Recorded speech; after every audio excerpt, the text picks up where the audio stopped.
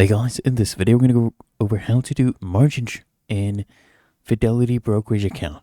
So the way you go about doing margin trading, okay, so you can see right here, you can do this on the app, you can do this on your PC as well, but you need to have a margin account. You need to upgrade to that if you already have a cash account.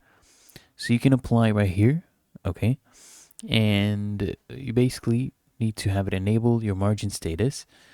So you go to account and trade right here, and then you go to account features, you choose margin, and then if you haven't already, you apply to margin, apply for margin. And Fidelity needs, some requirements. So minimum balance, usually $2,000.